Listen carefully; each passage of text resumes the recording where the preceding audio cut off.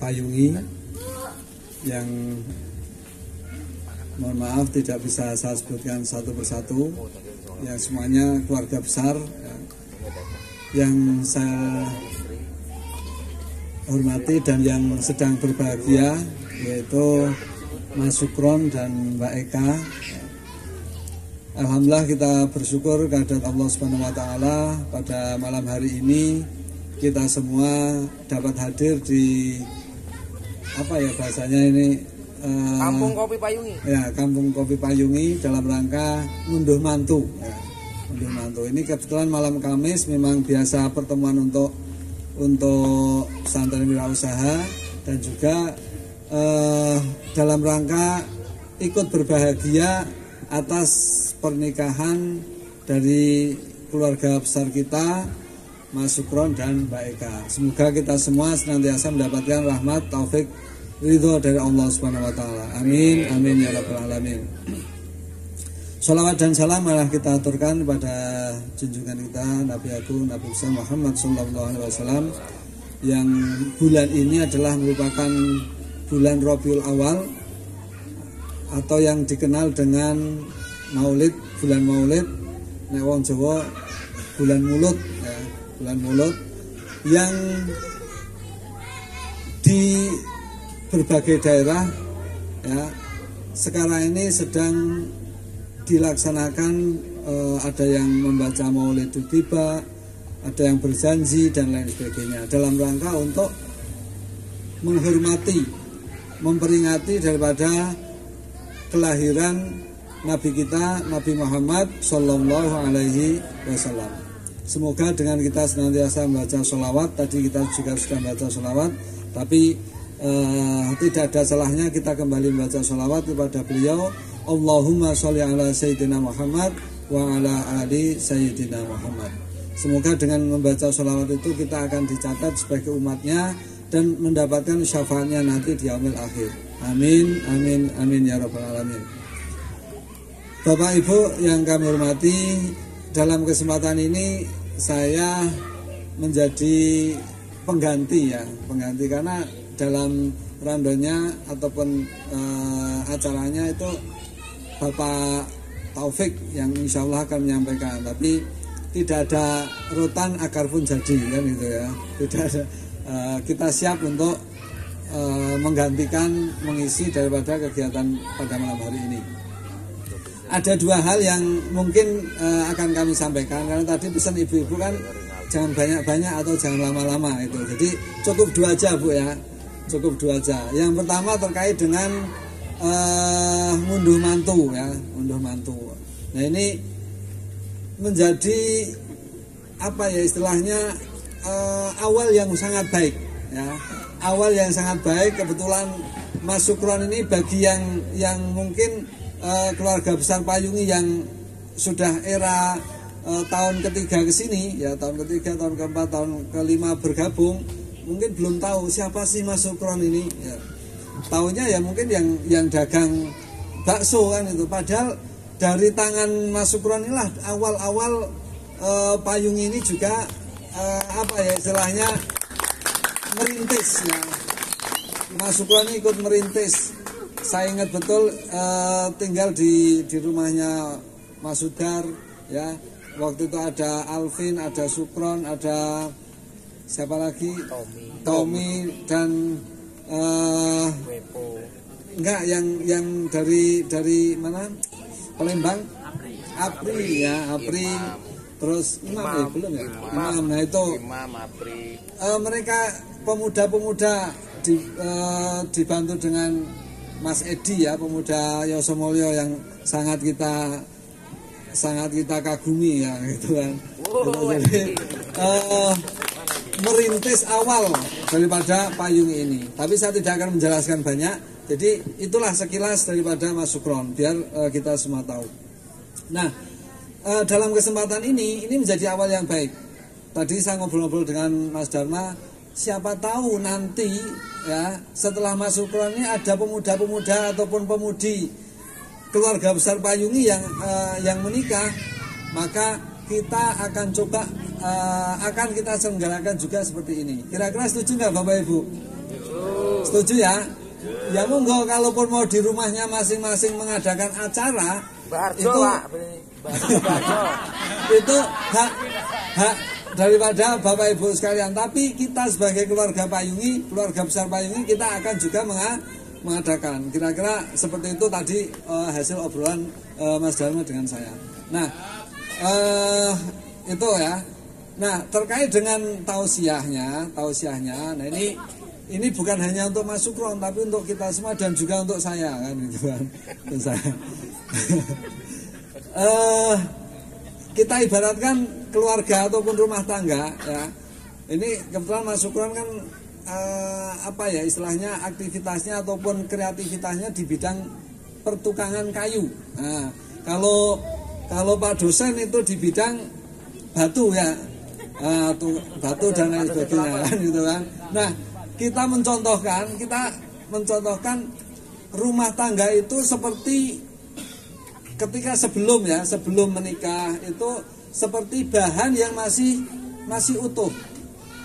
Kita contohkan, ketika kita mau membangun rumah ya, pasti kita akan menggali tanah untuk dijadikan pondasi ya kan.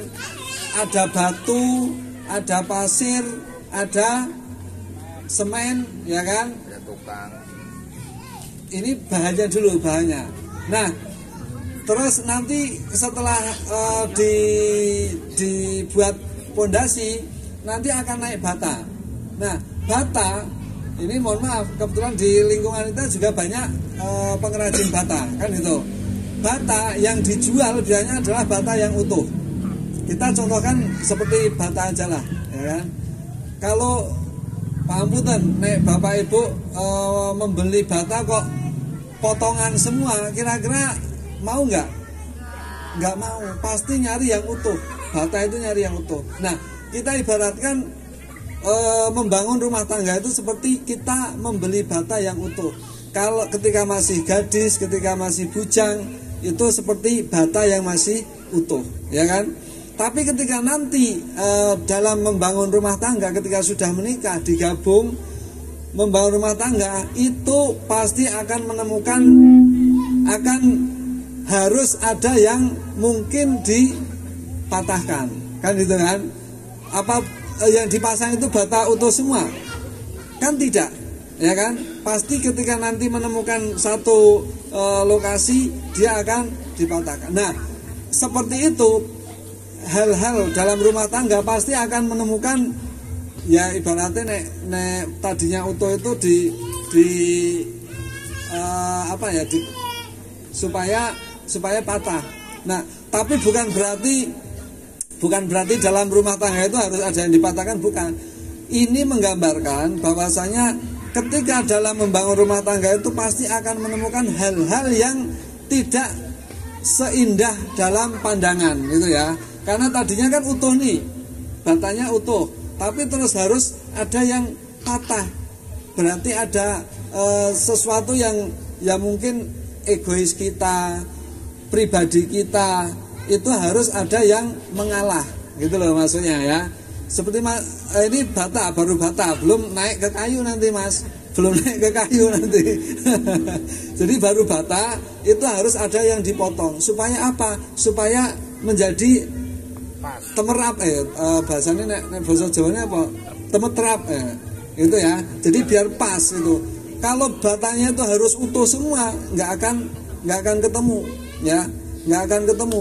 Jadi inilah yang filosofi di lingkungan kita aja lah.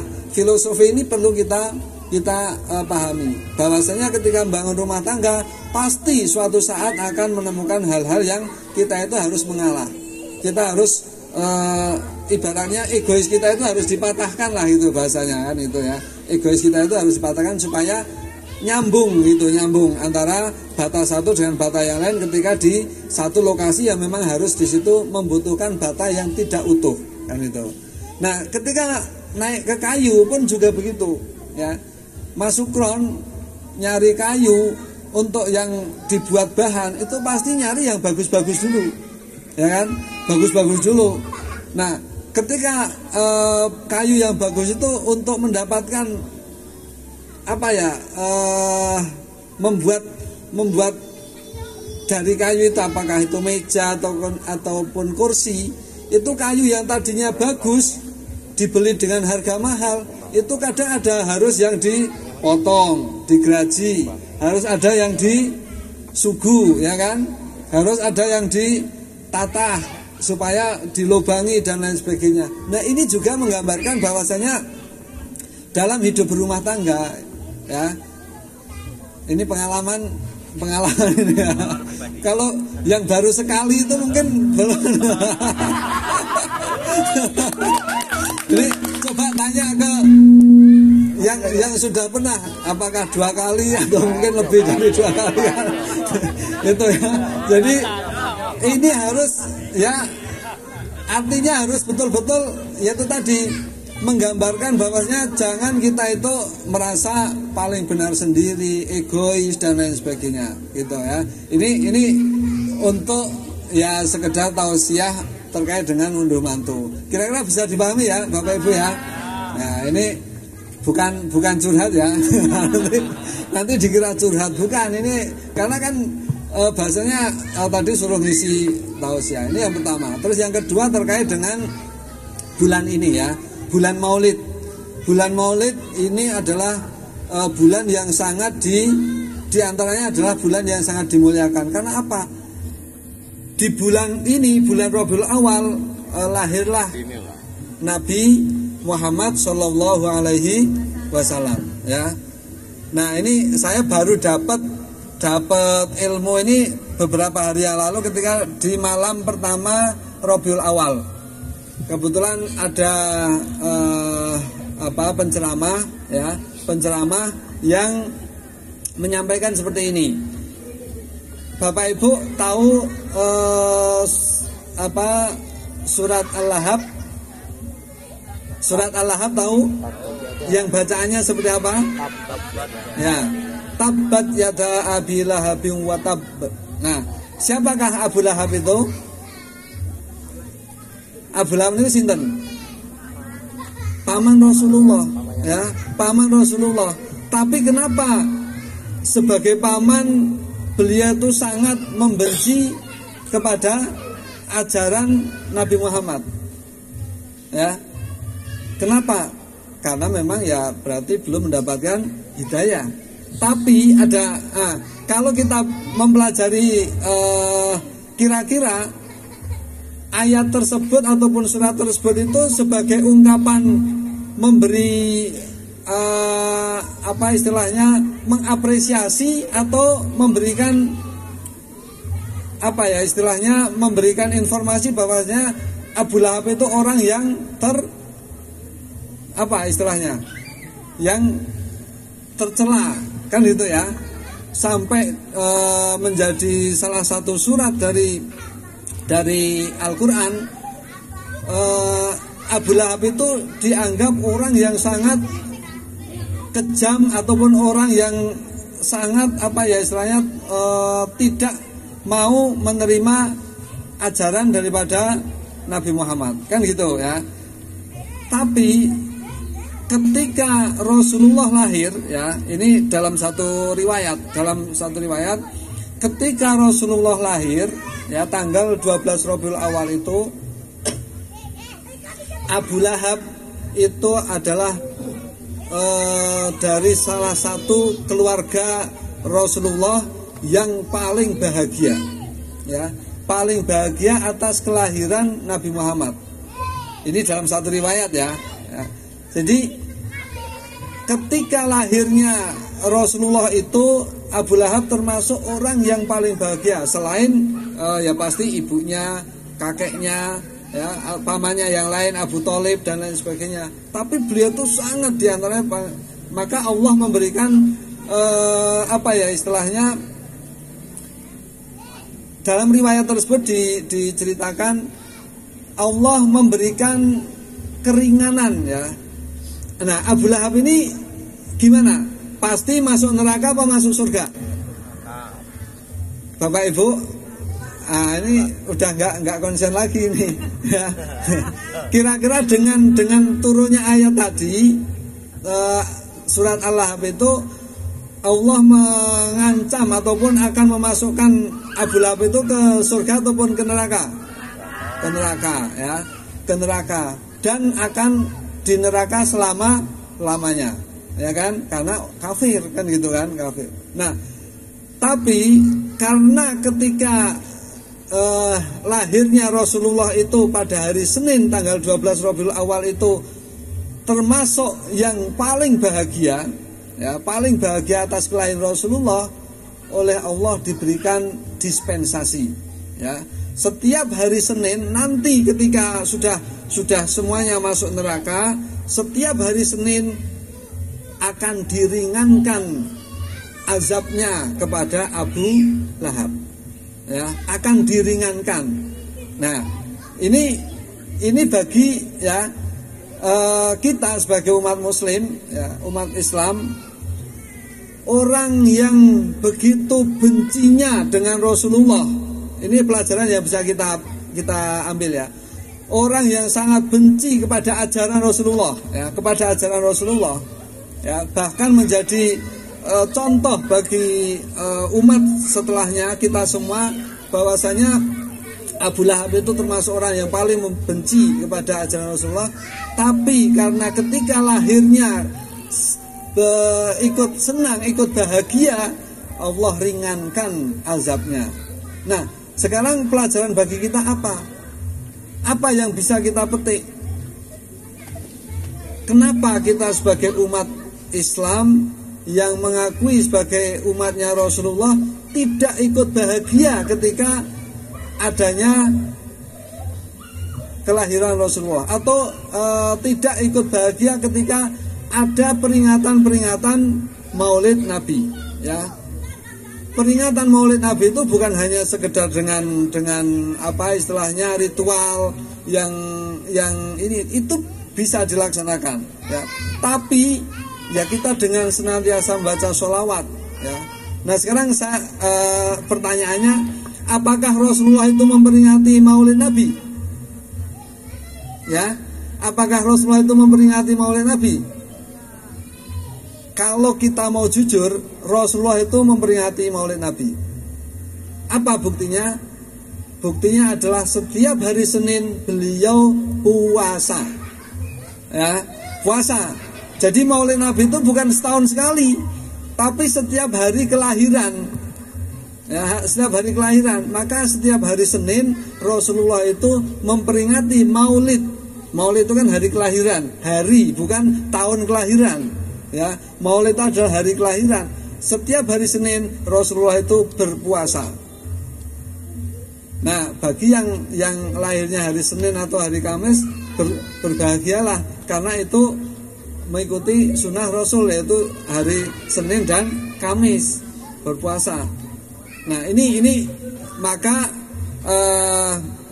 saya mengajak, mari kita ikhlaskan diri kita untuk senantiasa menyenangi, ikut bahagia ketika adanya peringatan Maulid.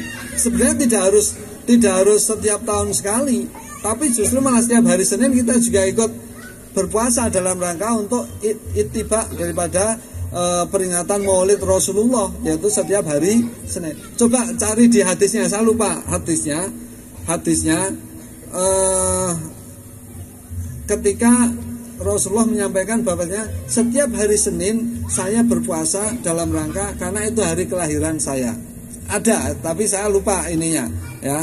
Silahkan nanti di browsing, dicari di kitabnya ataupun di bukunya, silahkan dicari terkait dengan hadis yang di situ mengajarkan tentang puasa hari Senin, ya. Apakah itu tidak ada dalilnya?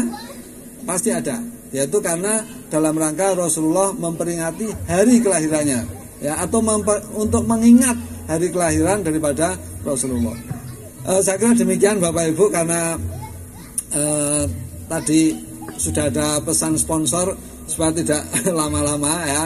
Jadi intinya yang pertama tadi terkait dengan ngunduh mantu, kita mencoba untuk mengambil contoh daripada filosofi apa yang ada di sekitar kita, ya. di sekitar kita ini ada yang membuat bata ya, tadi saya contohkan dengan membangun rumah tangga itu seperti membuat dengan bata tadi, dan juga kayu ya, karena Mas Sukron pengrajin kayu. Terus yang kedua terkait dengan Maulid Nabi, karena ini memang dalam pas bulan Maulid. Jadi gitu, semoga apa yang dapat kami sampaikan ini bisa bermanfaat untuk kita semua ya. Ada kurang dan lebihnya mohon maaf, karena saya lupa matan hadisnya ataupun hadisnya seperti apa, tapi yang saya tahu adalah betul-betul Rasulullah puasa hari Senin itu adalah dalam rangka untuk mengingat hari kelahirannya, kan itu ya. Saya kira demikian. Saya akhiri, wabillahi taufiq wal hidayah, wallahu muwaffiq ila aqwamit thoriq. Wassalamualaikum warahmatullahi wabarakatuh. Waalaikumsalam. Monggo MC.